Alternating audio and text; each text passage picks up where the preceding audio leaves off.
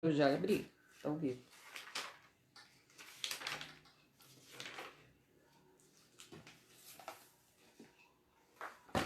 Pai do Senhor, meus irmãos, Deus abençoe a todos, no nome de Jesus.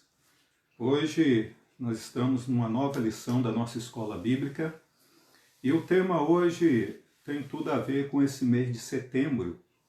Nesse mês de setembro é o mês da campanha Setembro Amarelo, onde a Organização Mundial de Saúde, em convênio com vários países, tem como mês de prevenção ao suicídio. Então, o assunto da nossa lição de hoje tem tudo a ver com o Setembro Amarelo, que é a desesperança e o suicídio.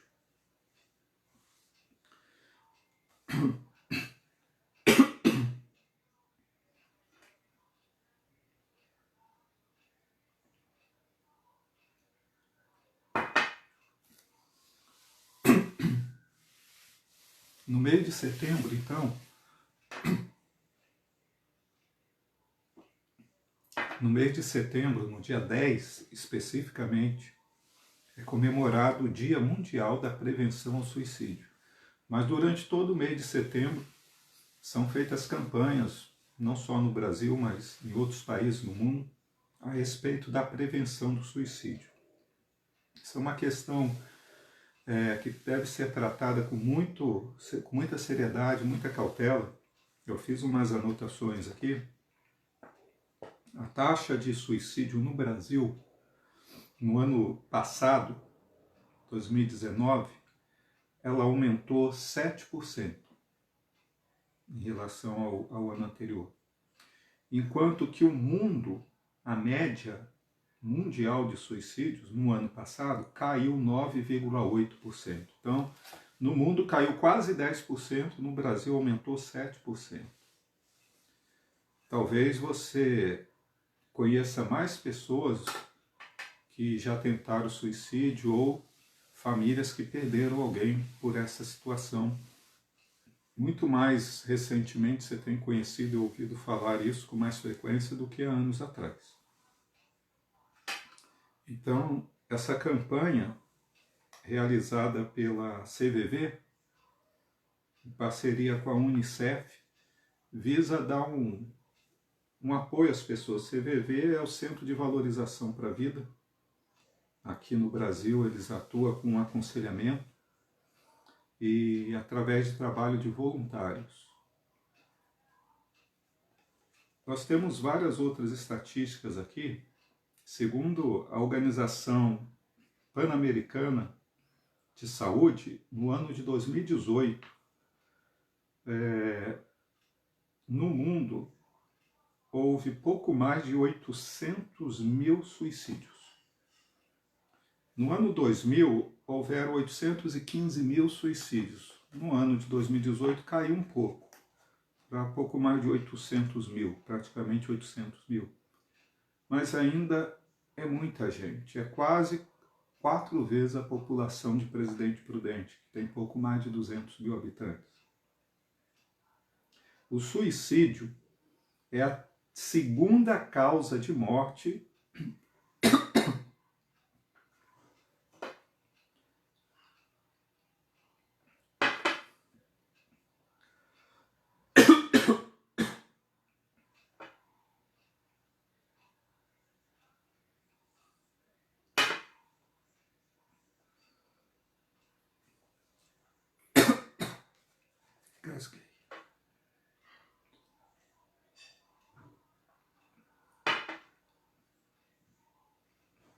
O suicídio é a segunda causa de morte entre as pessoas de 15 a 29 anos. Ela só perde para acidentes de trânsito. Então, acidentes automobilísticos, de moto, carro e atropelamento, é a primeira causa de morte entre jovens de 15 a 29 anos. A segunda causa de morte nessa faixa etária é o suicídio. Então daí a gente ter a noção de como é um assunto grave.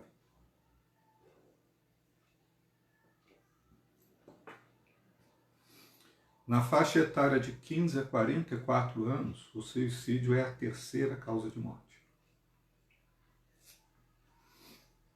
Vamos ler um texto bíblico aqui em 2 Timóteo 2, versículo 1 diz assim: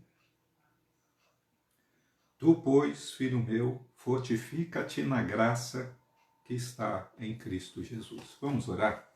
Orar, pedir para Deus abençoar aqui para eu não engasgar mais, né? Conseguir ministrar essa aula até o final sem engasgar também.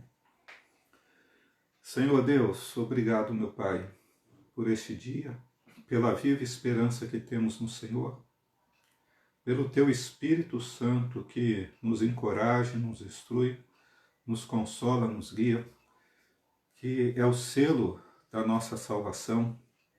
Obrigado, Senhor. Abençoa cada vida que está acompanhando esta lição nesse dia. Que o Senhor dê graça, paz, Senhor, sobre cada lar. Que o Senhor nos ajude a termos a nossa esperança viva e renovada no Senhor e ajudarmos aqueles que têm perdido a esperança a colocar a sua esperança, serem revigorados na fé e na esperança no Senhor, em nome de Jesus. Amém.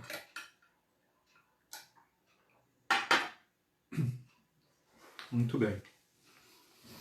Irmãos, o ser humano, ele é muito complexo.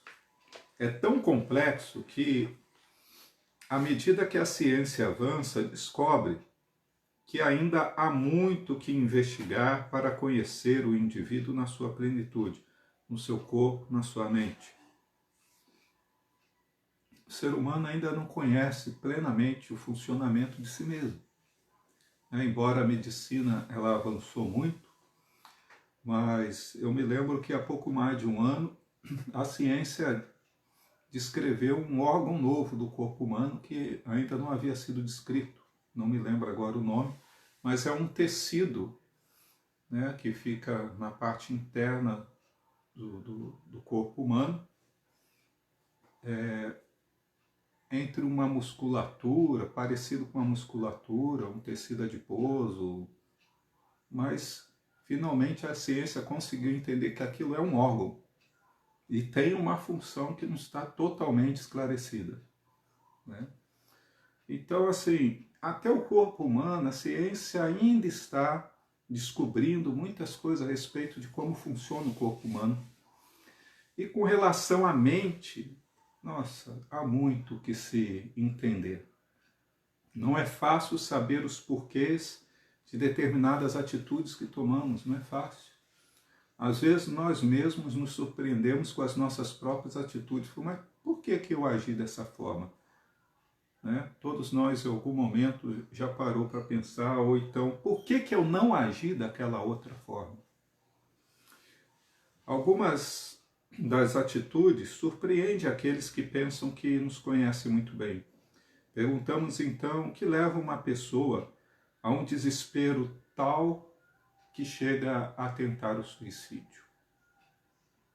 Como vimos, a mente humana é ainda um mistério em muitas áreas. O que conduz alguém ao abismo do desejo suicida? Algumas explicações a ciência tem, a psicologia tem, a psiquiatria tem, mas nem todas. Quem tem as respostas? Não é fácil determinar a causa de atitudes extremas tomadas na vida de alguém. Certo está que não são ocorrências exclusivas de não crentes. A tentativa de suicídio, ela ocorre com muito mais frequências naqueles que não têm uma fé alicerçada no Senhor Jesus, mas também ocorre com crentes. E a gente precisa ficar atento a essa situação, a estes sinais que podem indicar que alguém não está bem ao ponto de poder tentar um suicídio, poder ajudar essa pessoa. O pecado, ele é sem dúvida a origem desse mal também. Tá? Por quê? Porque a Bíblia diz que todos pecaram. Então, todos pecaram. Aqueles que tentam suicídio pecaram, os que não tentam suicídio pecaram, todos pecaram. E a Bíblia diz que o homem recebeu, por consequência do pecado, a sentença de morte. Porque por um homem entrou o pecado no mundo, e pelo pecado a morte. Daí a morte passou a todos os homens, porque todos pecaram. Então a morte, na raça humana, no ser humano, ela é consequência de pecado. Seja a morte proveniente de um homicídio, seja proveniente de um suicídio, né? Seja proveniente de uma enfermidade, toda a morte tem origem no pecado de uma maneira mais ampla. Tanto crentes como não crentes são passíveis de enfrentar situações críticas em suas áreas, e nós veremos 3 delas. Tá? Vamos ver aqui algumas situações.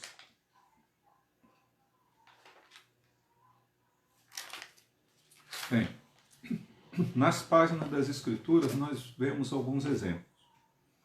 A Bíblia relata a luta e as lutas pelas quais passaram muitos homens considerados gigantes na fé, pelos seus feitos, mas que em determinado momento, episódio, agiram de maneira como pessoas assustadas diante dos seus conflitos e temores.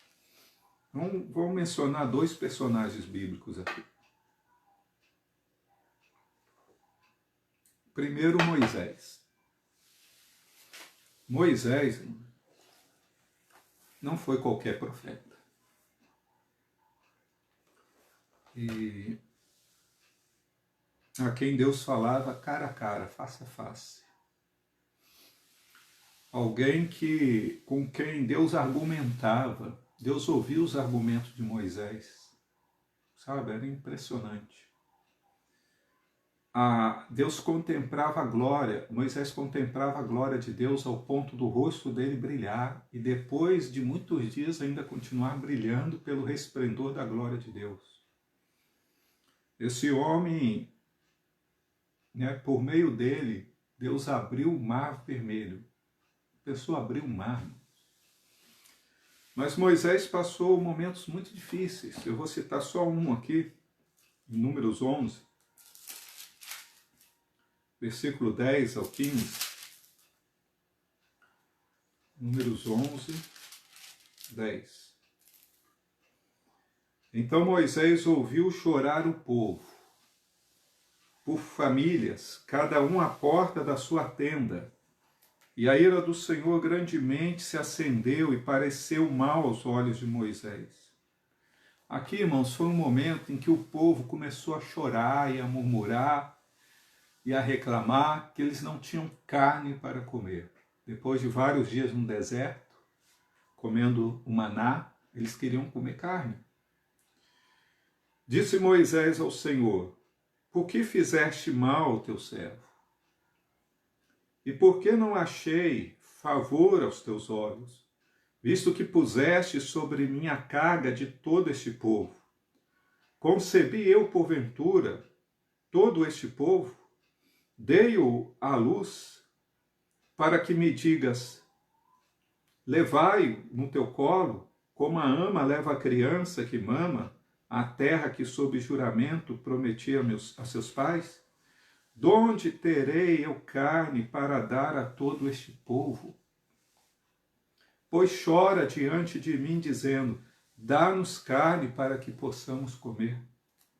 Eu sozinho não posso levar todo este povo, pois me é pesado demais. Se assim me tratas, mata-me de uma vez, eu te peço, se tenho achado favor aos teus olhos, e não me deixes ver a minha miséria. Irmãos, Moisés estava tão aborrecido, tão angustiado, tão oprimido por causa do lamento, do choro, da murmuração daquele povo, cobrando dele respostas que ele não tinha como dar, que ele lança a sua tristeza, a sua mágoa, a sua angústia diante de Deus e fala: Senhor, por que o Senhor me trata desse jeito? Eu não posso carregar esse povo. Se é para continuar desse jeito, então me mata. Eu prefiro morrer, eu prefiro deixar já esse mundo aqui, porque eu não suporto carregar esse povo. Irmãos, ele chegou a pedir a morte. É claro que ele não pensou em se matar, nem tentou tirar a própria vida, mas ele desejou morrer. Tal era a pressão que sofria pelos problemas enfrentados com o povo de Deus. Povo de Deus. Muitas vezes, irmãos, até o povo de Deus causa opressão dos seus líderes. E a família, às vezes, traz pressão. O ambiente de trabalho, até o ponto assim da pessoa falar assim, eu queria já morrer. Isso aconteceu com Moisés. Pode acontecer conosco sem muitos problemas. A questão aqui é, no momento desse, em que a pessoa pensa em morrer por conta dos problemas que ela está vivendo, e olha que Deus tinha a solução ali para Moisés. E olha que Moisés conhecia o poder de Deus. Em vez de murmurar daquela forma, Moisés poderia ter pedido para Deus uma solução. E Deus deu a solução.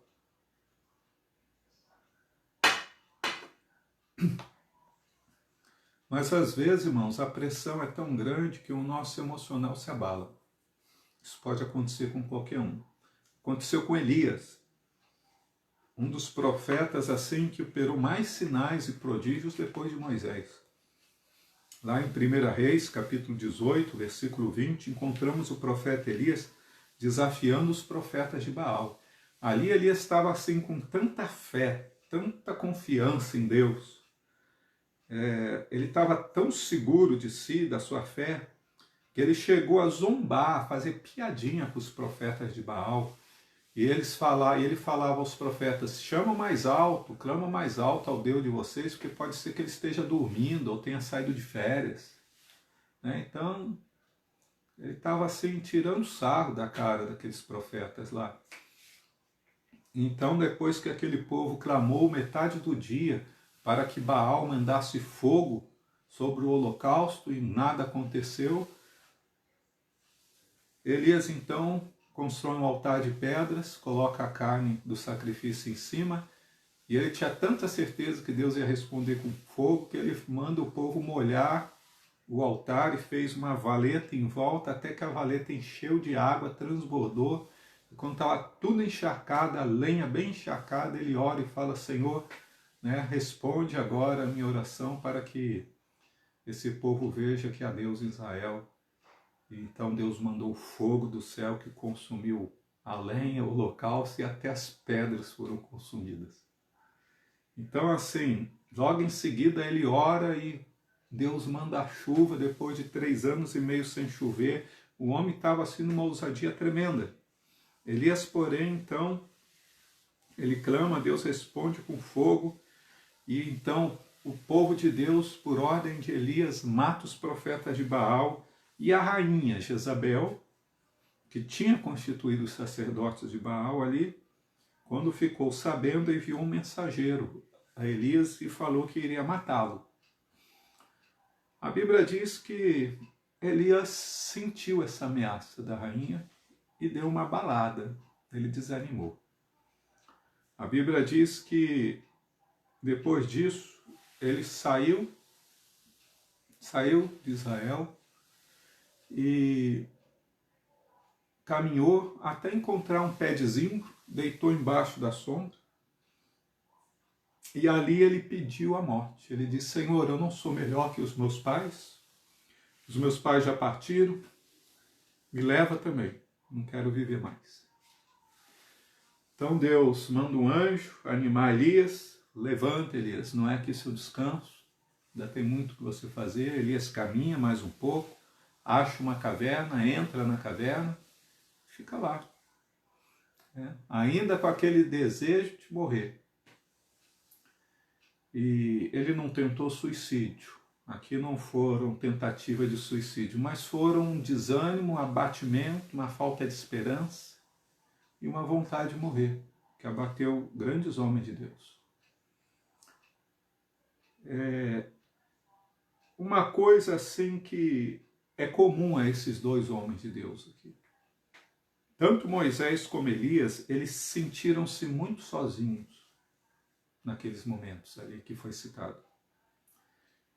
Elias, ele chegou a falar para Deus assim: Senhor, todos te abandonaram, só eu fiquei. E Deus falou assim: não, Elias, eu preservei 7.000 joelhos em Israel que não se dobraram perante a imagem de Baal. 7.000. Mas ali Elias achava que ele era o único que tinha permanecido fiel a Deus.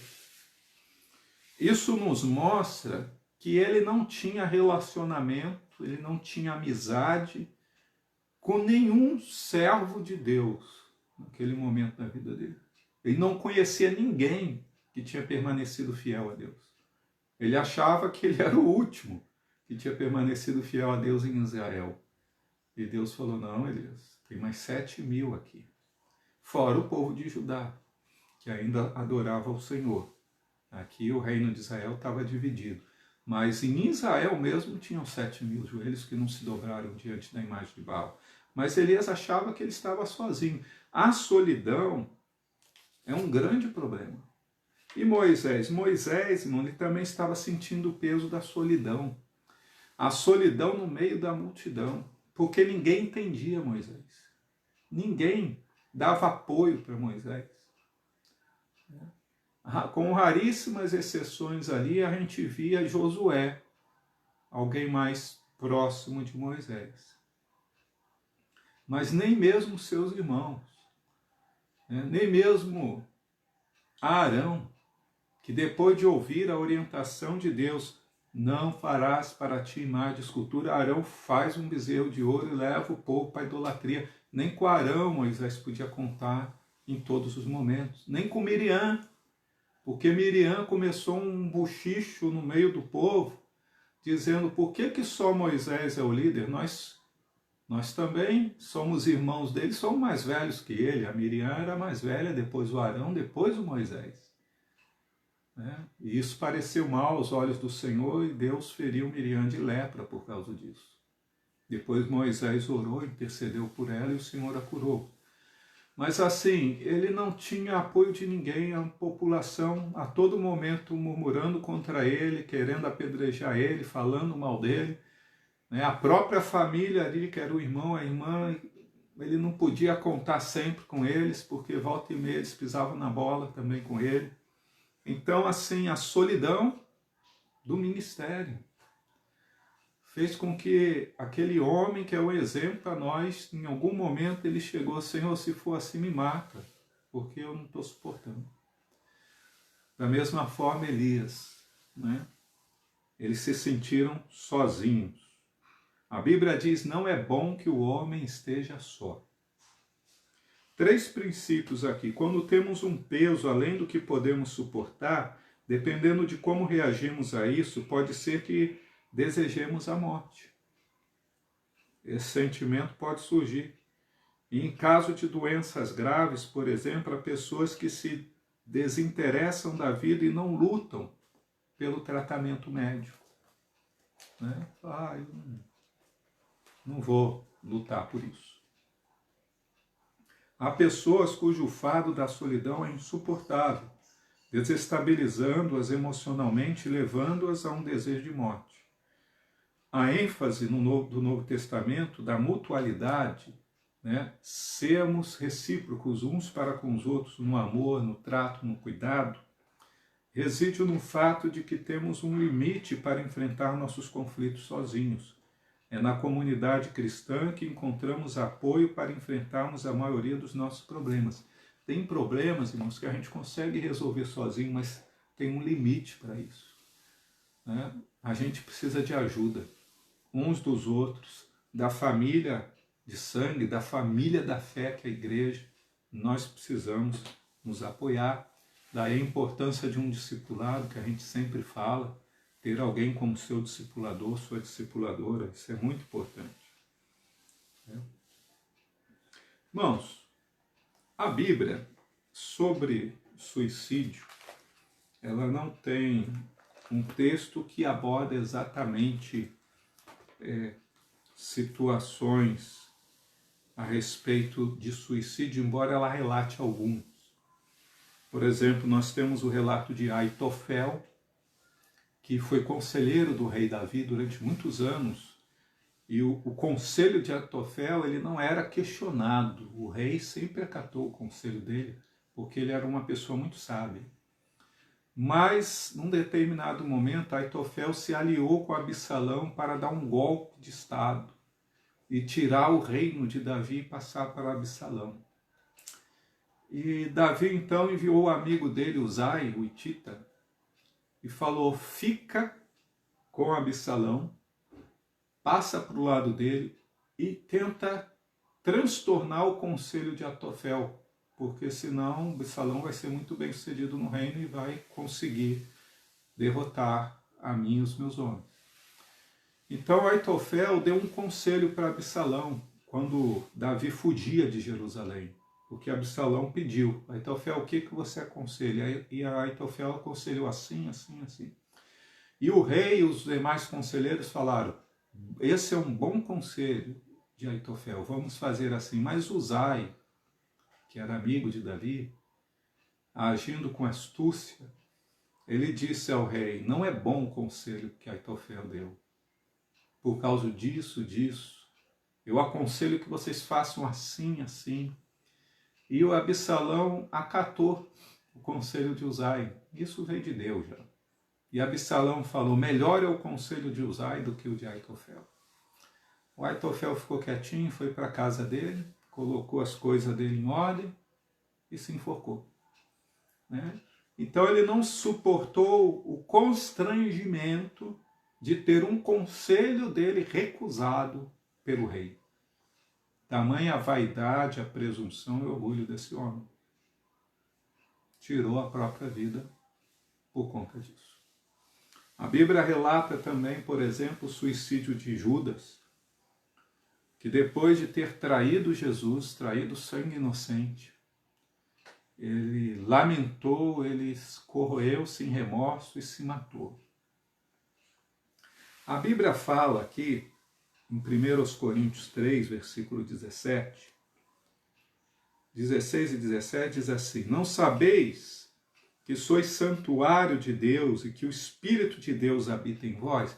Essa palavra só serve para crentes no Senhor Jesus. Tá? Só quem é santuário de Deus e só em quem o Espírito Santo habita é aqueles que confessaram Jesus como Senhor e Salvador e entregaram suas vidas a Ele. Aí o Senhor Jesus cumpre a promessa que fez de enviar o Espírito Santo para que habitasse em nós. Então, aqui é uma palavra que só vale para os crentes. Ó. Não sabeis que sois santuário de Deus e que o Espírito Santo de Deus habita em vós? Se alguém destruir, alguém aqui é um cristão, o santuário de Deus, que é o seu corpo, Deus o destruirá. Porque o santuário de Deus, que sois vós, é sagrado. Então aqui é uma repreensão muito clara da palavra de Deus sobre um juízo de Deus para com aquele servo dele quando ele destrói o seu corpo. O que é destruir o corpo? Tem várias maneiras de se destruir o corpo. Né? Numa vida promíscua, numa vida de embriaguez, de drogas, né? Tirar a própria vida. Então tem várias maneiras de se destruir.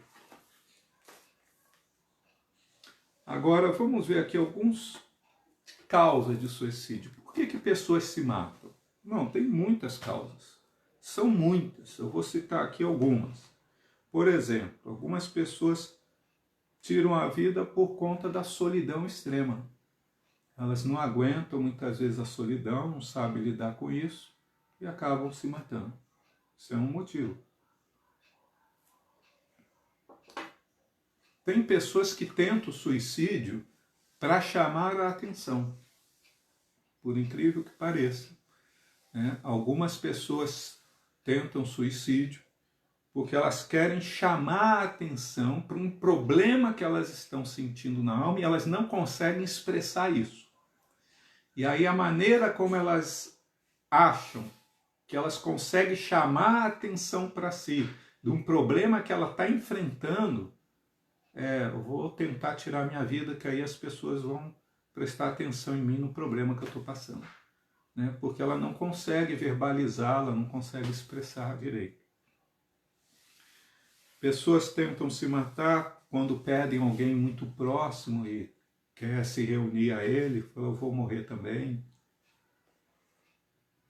Alguns tentam suicídio, se matam para castigar os amigos, fazendo com que sofram e sintam-se culpados. Alguns bilhetes suicidas expressam isso. Né? Para fazer com que alguém próximo, ou algumas pessoas próximas, sintam a dor da culpa pela morte dela, para punir essas pessoas. Outros se matam para evitar algum castigo ou consequências ruins de certas escolhas. Né? A gente teve, por exemplo, um caso clássico na década de 1929, do século passado, quando houve uma quebra na Bolsa de Valores de Nova York. Muitos investidores fizeram investimentos que foram errados ali para aquele momento e perderam todos os seus recursos.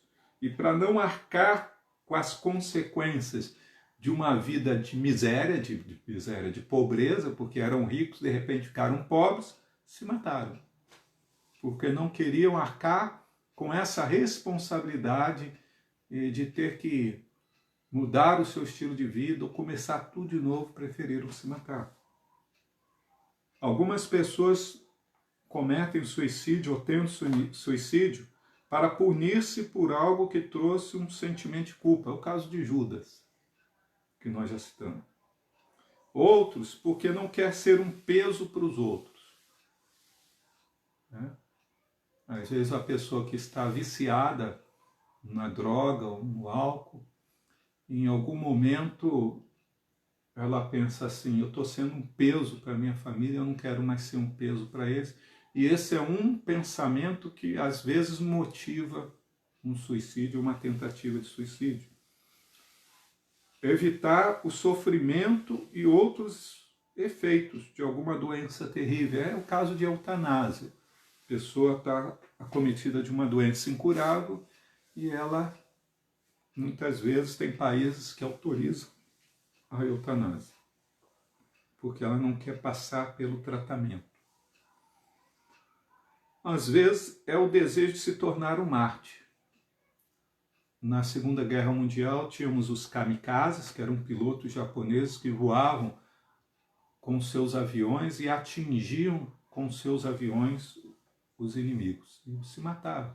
É o caso dos terroristas que essa semana foi trazido à memória aí, o 11 de setembro, terroristas que com um avião se lançaram contra 2 prédios nos Estados Unidos, as Torres Gêmeas, e destruíram e mataram muitas pessoas.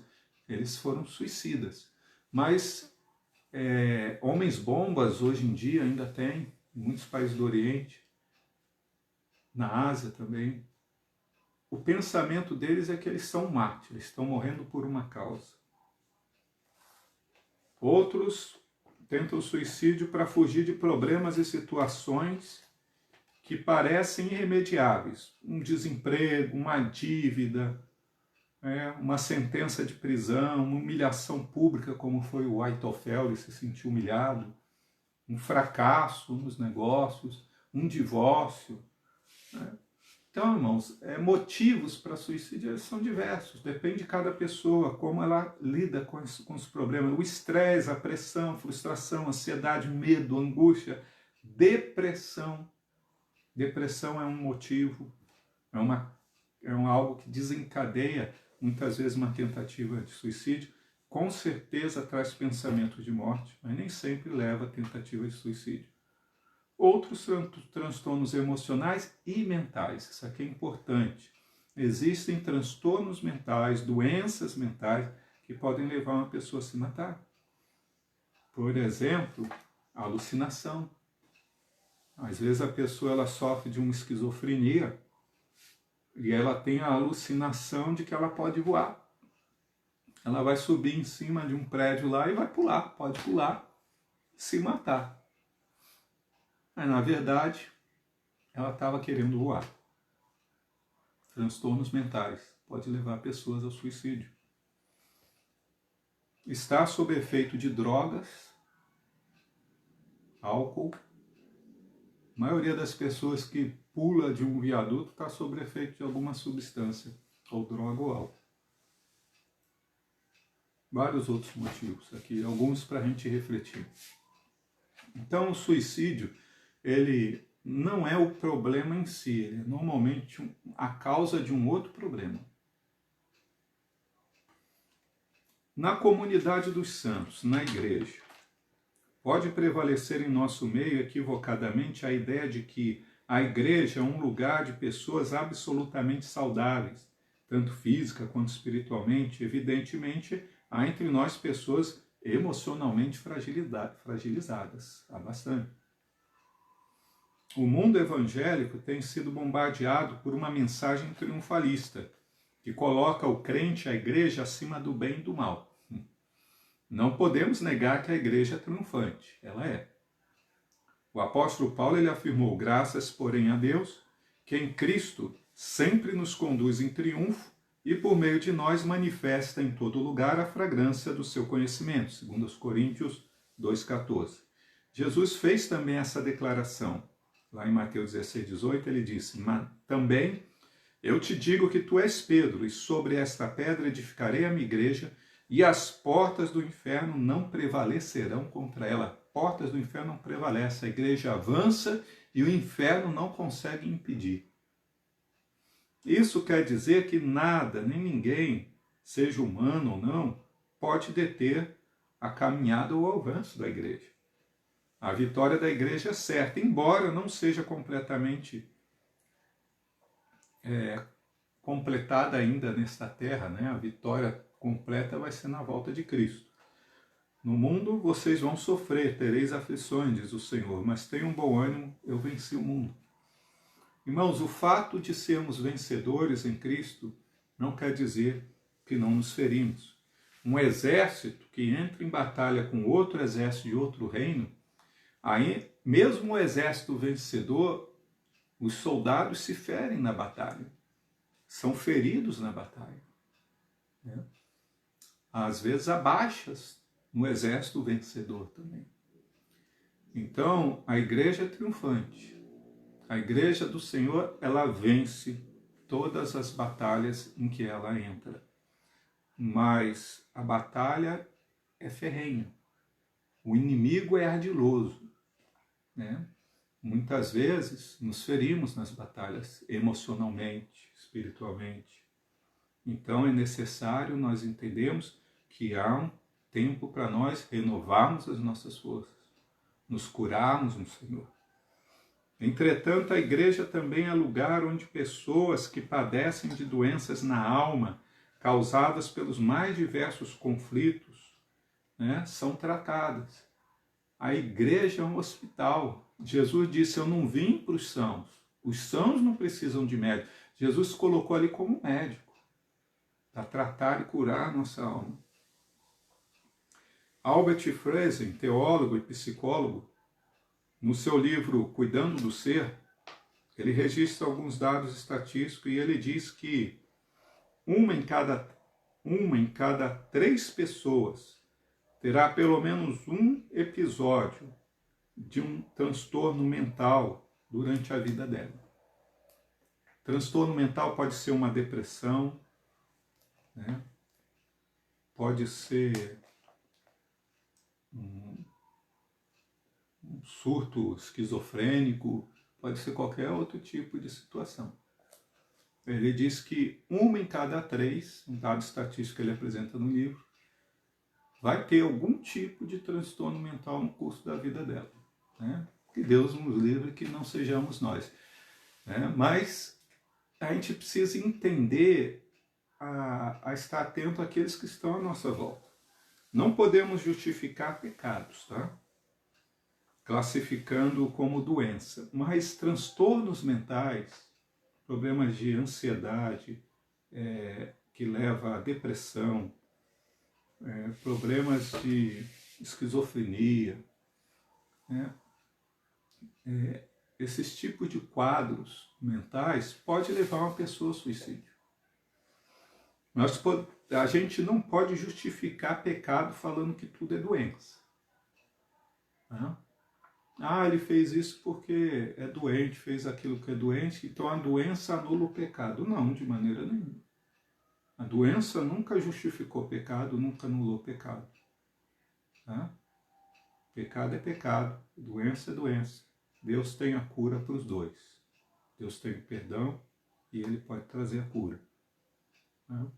As informações aqui apresentadas são subsídios para compreendermos melhor a vida coletiva e entendermos que na nossa comunidade existem pessoas que estão passando por algum tipo de transtorno e carecem da nossa oração, do nosso apoio, pois afinal de contas, igreja é comunidade de amor, de acolhimento e de ajuda mútua. Então, no nosso meio, no meio da igreja, às vezes na nossa família, tem pessoas próximas de nós que estão precisando de ajuda, de oração, acima de tudo, primeiramente. Né? E depois de amor, acolhimento, apoio, porque às vezes está passando por pressões muito grandes, não está sabendo lidar. E às vezes está numa situação até de pecado, com bebida, com droga, e isso está levando a ela até a pensamento de morte, além da destruição do templo do espírito, precisa de ajuda. Né? E às vezes ela tem uma doença mental, precisa de ajuda e às vezes até de tratamento médico. Na questão da nossa realidade pessoal, temos a tendência de acreditar que o infortúnio jamais chegará na nossa porta, né? O mal é só na casa dos outros. Mas se você se identificou com o que a gente já expôs até agora, entenda que não é o único a sofrer desses males. Você não está só na situação. Há um contingente numeroso de pessoas passando por alguma situação difícil também. Essa é uma informação que, quando bem assimilada, traz ânimo. Saber assim, não sou só eu que passo por isso. E outros passam, outros já passaram e superaram, então eu também vou conseguir superar. Uma ação indispensável quando nos vemos envolvidos em um transtorno emocional é buscar ajuda.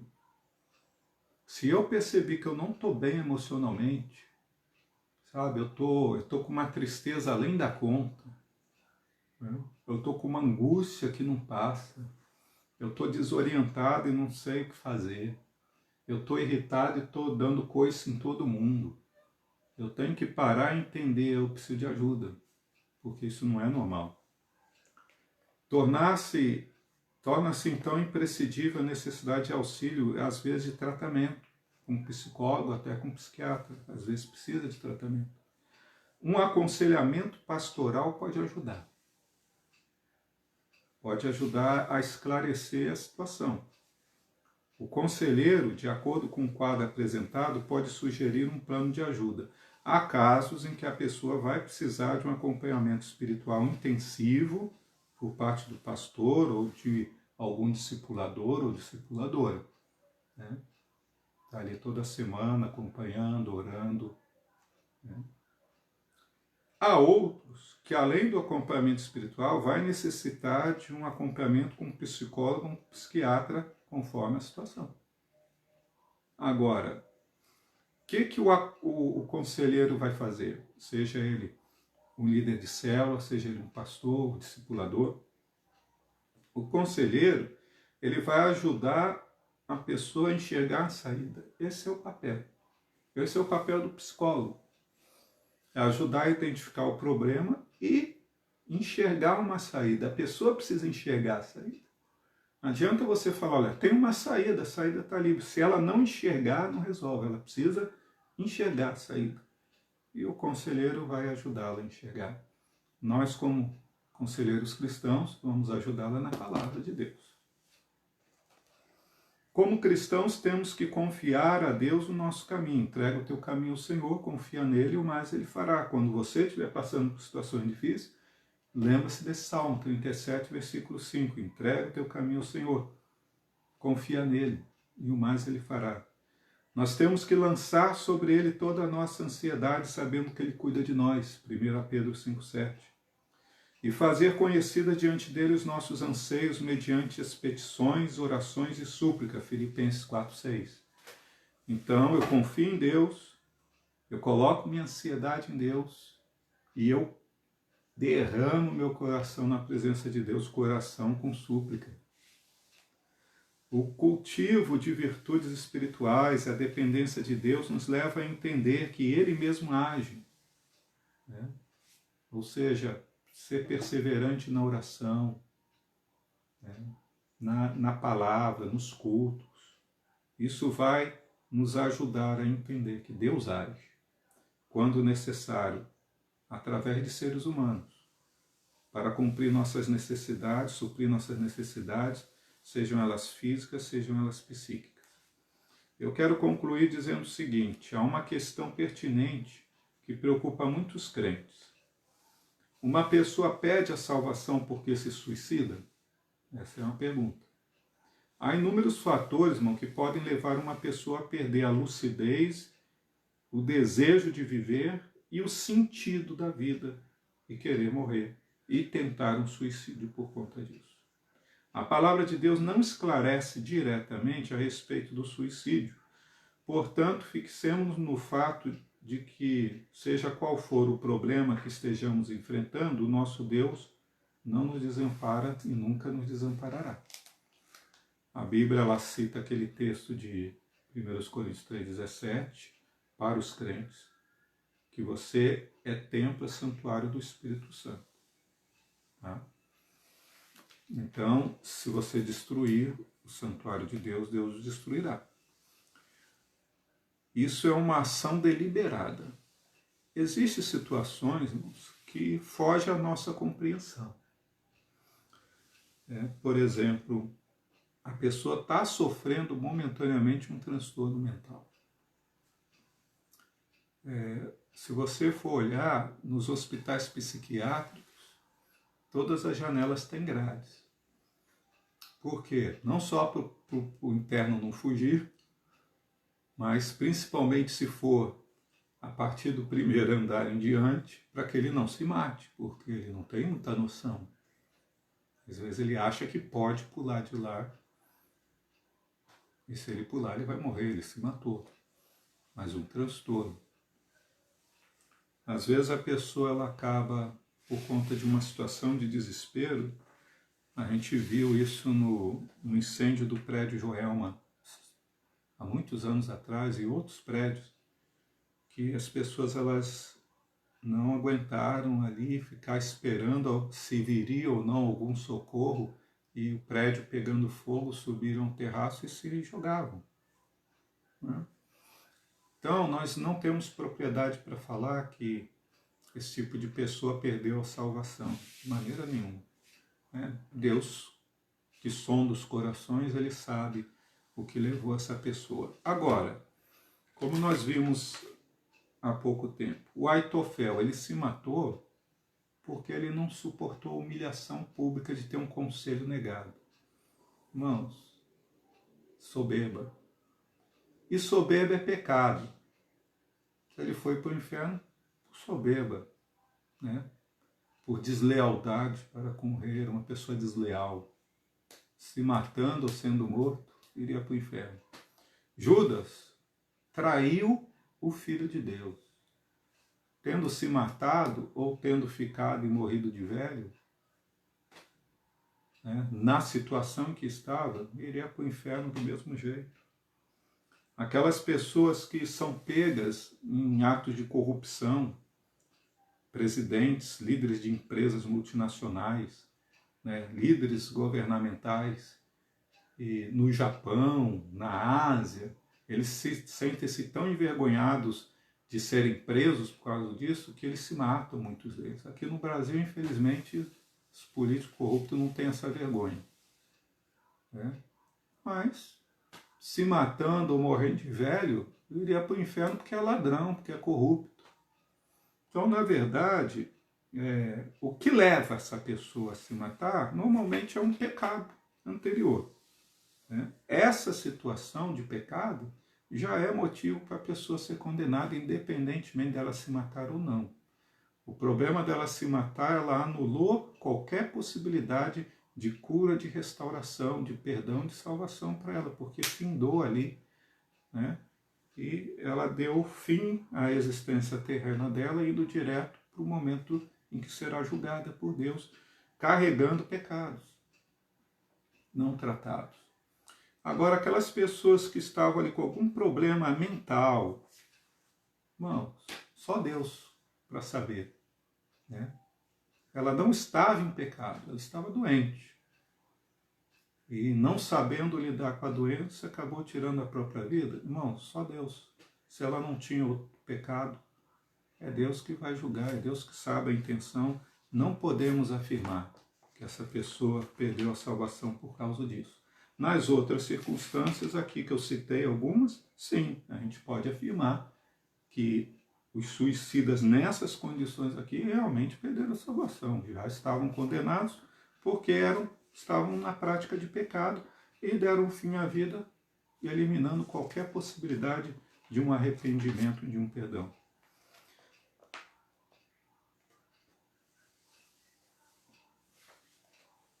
A desesperança e o suicídio são temas que a igreja precisa levar a sério. A igreja, como parte do corpo de Cristo, deve estar disposta a ajudar qualquer pessoa que enfrente problemas cruciais como esses. A solidariedade, o respeito e a ajuda devem alcançar também a família do que sofre o reflexo desses males. A igreja nunca mais, a igreja ela fica mais parecida com Cristo quando ajuda a levar a carga dos irmãos que enfrentam problemas psíquicos, emocionais. Cada crente deve pedir a Deus que o auxilie a ser uma verdadeira fonte de bênção para irmãos que passam por semelhante situação. Você, meu irmão, minha irmã, deve pedir a Deus para que você seja uma fonte de bênção para ajudar as pessoas que se encontram em situações de angústia, de desespero, de depressão, né? Ou mesmo de pecado que não consegue lidar, de situações adversas que não sabe lidar.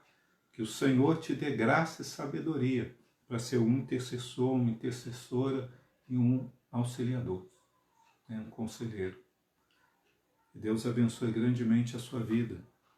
E se você tem passado por situações de aperto, de angústia, de problemas que pensou assim, Senhor, por que o Senhor não me leva logo? Lembra de Moisés, lembra de Elias, né? Homens muito amados por Deus, né? Não pense que você é fraco demais ou fraca demais.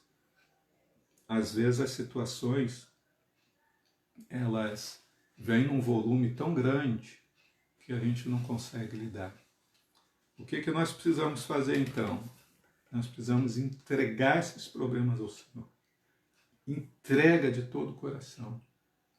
Senhor, diga, Senhor, eu não dou conta, mas o Senhor dá. Eu não sei o que fazer, mas o Senhor sabe. Então, entrega o teu caminho ao Senhor, confia nele. Derrama, põe para fora tudo que você está sentindo, né? Em oração. Porque o Senhor, teu Deus, te entende. E espera que dele brotará a cura. Né? Converse com alguém, não fique isolado, não fique sozinho. Procure alguém de confiança, né? Para conversar. Um irmão, uma irmã, madura na fé com quem você possa conversar. Que saiba que não vai fazer pouco caso do seu problema, vai dar atenção e vai te ajudar em oração. Vamos orar? Senhor Deus, nós te louvamos, te agradecemos, ó Pai, pela tua graça, pela tua misericórdia.